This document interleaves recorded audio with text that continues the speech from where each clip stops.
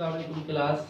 हम कंटिन्यू करेंगे अपने प्रीवियस क्लास से ही, जिसमें हम स्टडी कर रहे थे preparation of alkenes. Preparation of alkenes के हमने अभी तक 3 मेथड्स को डिस्कस कर चुके हैं, जिसके अंदर क्या था कि हम क्या करते थे कि अल्काइल हैलाइड से हम प्रिपेयर करवाते थे, ठीक है। तो नेक्स्ट क्या था, डिहाइड्रेशन ऑफ अल्कोहल से और डाई हैलाइड से हम प्रिपरेशन करवाते थे। आज फोर्थ मेथड को डिस्कस कर रहे हैं, वो क्या यूज कर रहे हैं, हम डी कार्बोक्सिलेशन करेंगे, यानी कि कार्बन डाइऑक्साइड को रिमूव करेंगे from a di carboxylic acid. इससे डाई कार्बोक्सिलिक एसिड से। इस मेथड को हमने अल्केन के अंदर भी डिस्कस किया हुआ था। अल्केन के अंदर हम किससे यानी कि मोनो कार्बोक्सिलिक एसिड को हम डिस्कवर करते थे। अब डाई कार्बोक्सिलिक एसिड्स क्या होते हैं कि ऐसे एसिड्स जिन पर दो कार्बोक्सिलिक एसिड्स के ग्रुप्स मौजूद हो। जैसे एग्जांपल्स के तौर पर ये है हमारे पास COOH और COOH। ये क्या है हमारे पास ऑक्सालिक एसिड है, ठीक है। तो सिंपलेस्ट डाई कार्बोक्सिलिक एसिड यही है हमारे पास। इससे जैसे नंबर ऑफ कार्बन्स बढ़ते जाएंगे डाई कार्बोक्सिलिक एसिड ये क्या हो जाएगा, चेंज होता जाएगा। इसके लिए हम वो करते हैं OMSA करेंगे।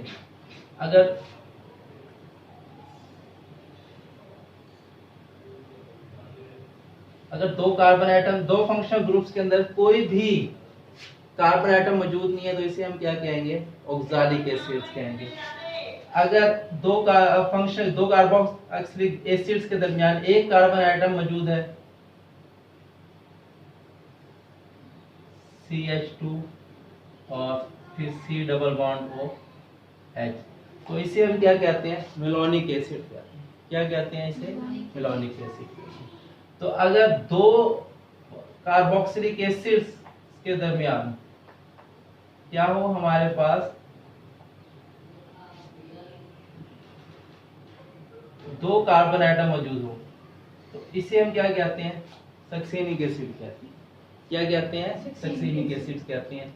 ये क्या है हमारे पास, ऑक्सालिक एसिड है। ये क्या है हमारे पास, मेलोनिक एसिड है। ये क्या है हमारे पास, सक्सेनिक एसिड है। इसी तरह 3 कार्बन आइटम हो जाएंगे तो हमारे पास क्या हो जाएगा, वो एडिपिक एसिड हो जाएगा। इसी तरह फिर ग्लूटेरिक एसिड हो जाएंगे। इस तरह जितने नंबर ऑफ कार्बन बढ़ते जाएंगे, इसी तरह डिफरेंट कार्बोक्सिलिक एसिड यूज करेंगे। तो हमने डीकार्बोक्सिलेशन करवानी है। अगर इससे करवाएंगे डीकार्बोक्सिलेशन तो दोनों कार्बन डाइऑक्साइड रिमूव हो जाएगी, कुछ भी हमारे पास नहीं बचेगा। अगर इसे करवाते हैं तो क्या बचेगा हमारे पास, CH4 लास्ट में बचेगा, यानी कि CH2 और CH2।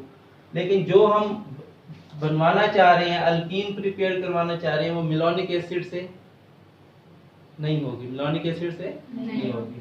तो फिर किससे प्रिपेयर करवाएंगे हम, सक्सेनिक एसिड से। इससे ये दोनों ग्रुप्स रिमूव हो जाएंगे। इन दो कार्बन एटम्स के दरमियान क्या प्रिपेयर हो जाएगा, डबल बॉन्ड डेवलप हो जाएगा। इससे ही हम क्या करेंगे, decarboxylation of di carboxylic acid से अल्कीन को प्रिपेयर करवा लेंगे। तो इसके लिए जो हम मेथड यूज करते हैं, वो कौन सा मेथड यूज करते हैं, कोल्ब्स इलेक्ट्रोलाइटिक मेथड यूज करते हैं।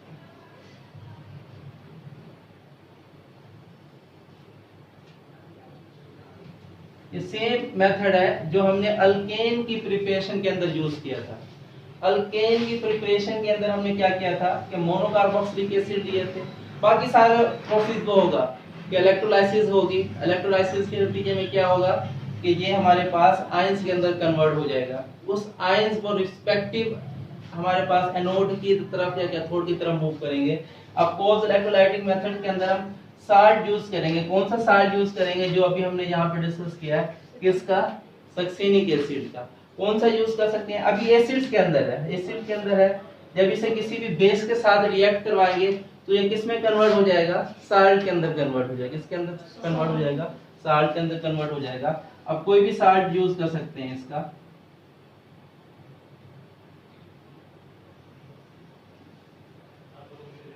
नेगेटिव सोडियम साल्ट यूज कर लो।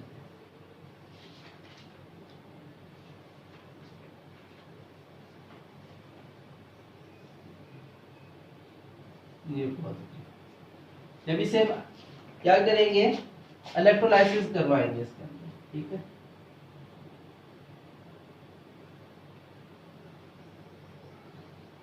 इलेक्ट्रोलाइसिस करवाएंगे तो ये अपने रिस्पेक्टिव आयंस के अंदर चेंज हो जाएगा, तो ये क्या कार्बोक्सिलेट आयन के अंदर कन्वर्ट हो जाएगा, O negative CH2 CH2 C double bond O negative, और प्लस हमारे पास क्या होंगे सोडियम आयन। कितने आयंस होंगे सोडियम के? 2 आयंस होंगे। ठीक है, तो अगर हमारा इलेक्ट्रोलाइसिस सेल के अंदर हम क्या यूज कर रहे हैं, एनोड यूज कर रहे हैं, जो हमारे पास इलेक्ट्रोड है, एक हमारे पास क्या होगा कैथोड होगा। अब एनोड की तरफ कौन सा आयन मूव करेगा, नेगेटिव या पॉजिटिव? नेगेटिव मूव करेगा। ठीक है, और एनोड पे क्या होती है हमारे पास, ऑक्सीडेशन होती है या रिडक्शन होती है? ऑक्सीडेशन होती है। ऑक्सीडेशन किस टर्म के अंदर होगी? ऑक्सीडेशन 3 तरीके से हो सकती है, कि हमारे पास ऑक्सीजन रिमूव ऑक्सीजन की मौजूदगी में हो सकती है, या इलेक्ट्रॉन्स की या हाइड्रोजन की मौजूदगी। जहां पर जो हम ऑक्सीडेशन को डिफाइन कर, ऑक्सीडेशन होगी इन टर्म ऑफ इलेक्ट्रॉन्स होगी, कि इलेक्ट्रॉन रिमूव होंगे या हाइड्रोजन रिमूव हो सकती है या ऑक्सीजन ऐड हो सकती है। लेकिन जहां पर हम ऑक्सीडेशन की जो करेंगे वो रिमूवल ऑफ इलेक्ट्रॉन्स ही करेंगे। किसकी वजह से? रिमूवल ऑफ इलेक्ट्रॉन्स की वजह से।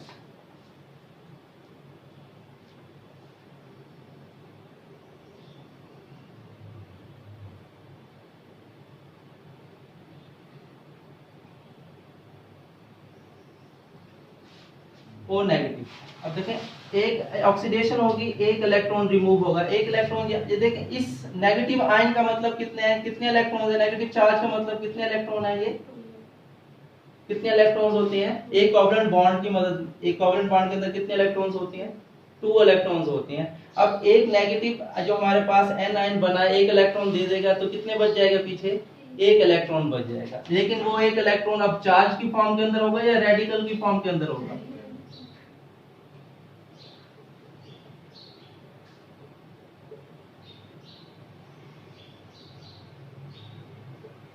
एक इससे रिमूव हो गया, एक इससे रिमूव हो गया, तो कितने, 2 इलेक्ट्रॉन्स रिमूव हो गए।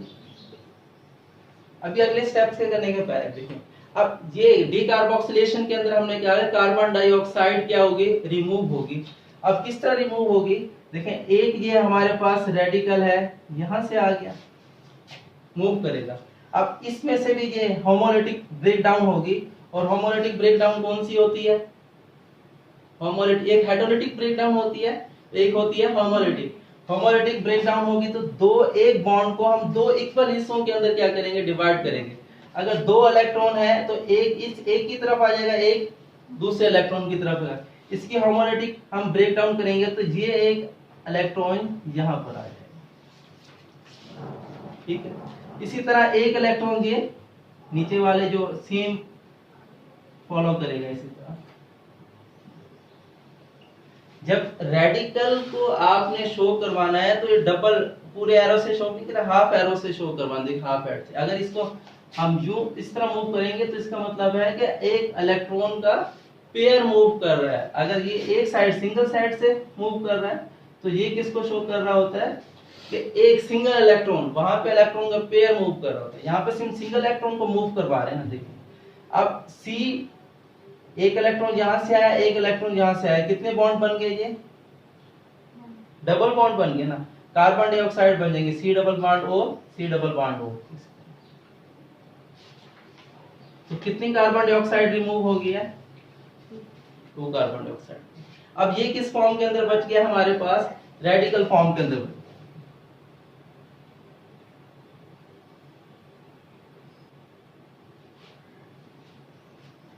सॉरी पहले ही बॉन्ड बना के ये बात।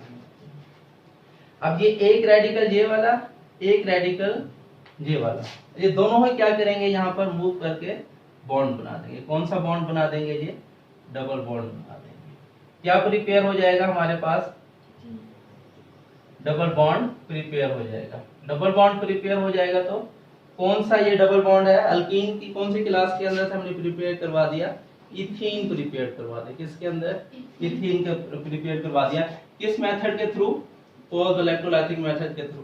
तो ये तो हो गया कि अल्कीन प्रिपेयर्ड हो गया ये हमारे पास। ठीक है, अब जो इलेक्ट्रॉन्स जो हमारे पास यहाँ से रिमूव हुए हैं, एनोड पर ऑक्सीडेशन हुई है, तो ये सिस्टम के अंदर इसी तरह तो नहीं रहेंगे ना, तो ये कहां पर जाएंगे, जो एनोड पर ऑक्सीडेशन रिलीज हुई है, ऑक्सीडेशन हुई है, कैथोड के ऊपर क्या होगा, रिडक्शन होगी। और रिडक्शन किस टर्म में हो रही है, इलेक्ट्रॉन यहाँ पर रिमूव हो रहे हैं, वहां पर क्या हो जाएंगे, ऐड हो जाएंगे। अब देखें ये हमारे पास है, एक इलेक्ट्रॉन को हम ऐड कर रहे हैं। अब इलेक्ट्रॉन पे कौन सा चार्ज होता है, नेगेटिव चार्ज होता है।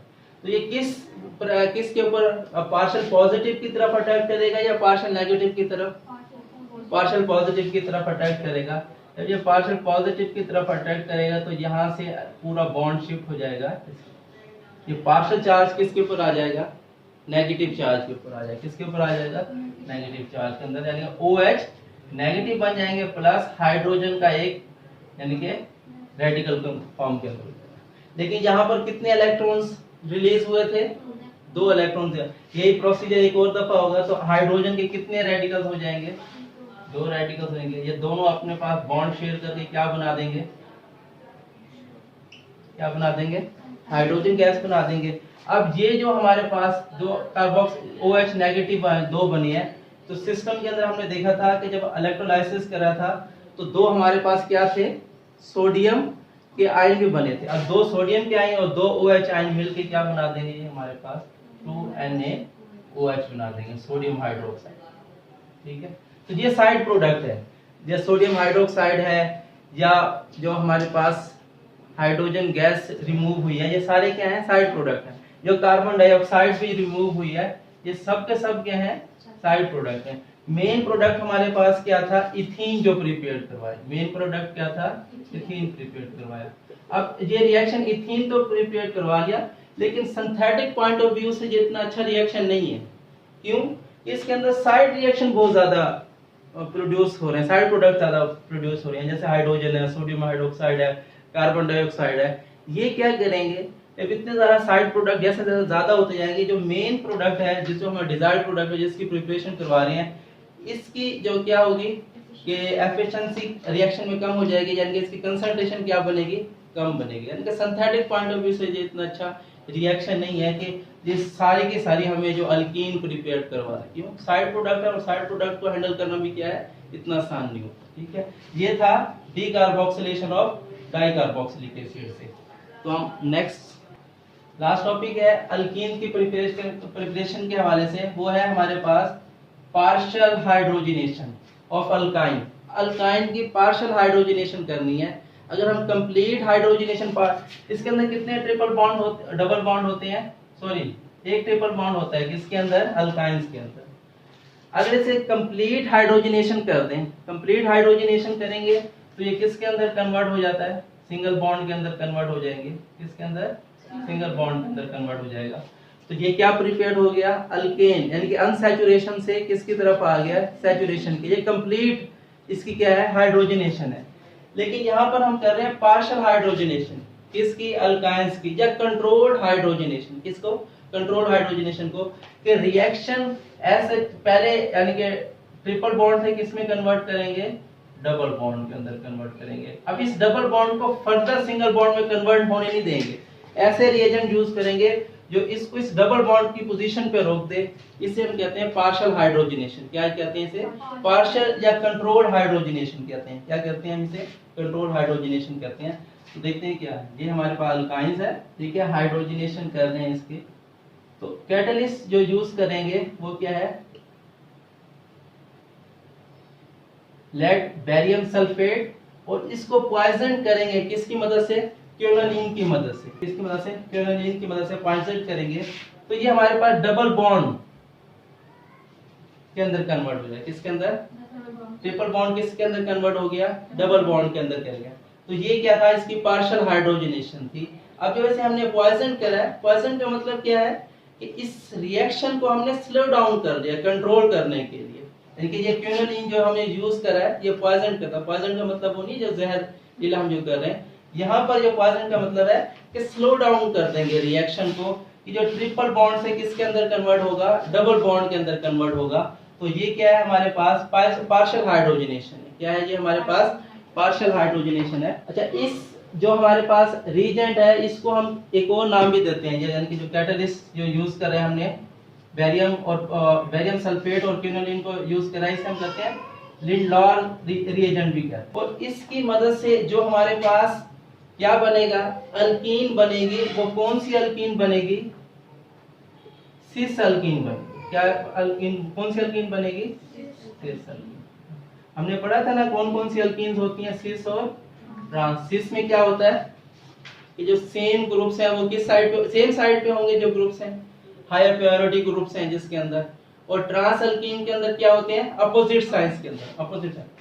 अब जो पार्शियल हाइड्रोजनेशन कर रहे हैं, दो कैटालिस्ट की मदद से कर रहे हैं। एक अगर हम लिंडार रिएजेंट यूज करेंगे जिसमें बैरियम और जो हमारे पास लेड है और बैरियम सल्फेट को क्विनोलिन की मदद से क्या करेंगे, पॉइजन करेंगे, तो जो अल्कीन हमारे पास ऑब्टेन होगी वो कौन सी होगी, सिस होगी। ठीक है।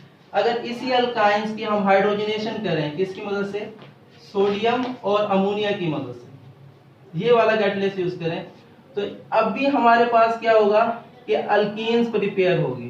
क्या होगी, अल्कीन।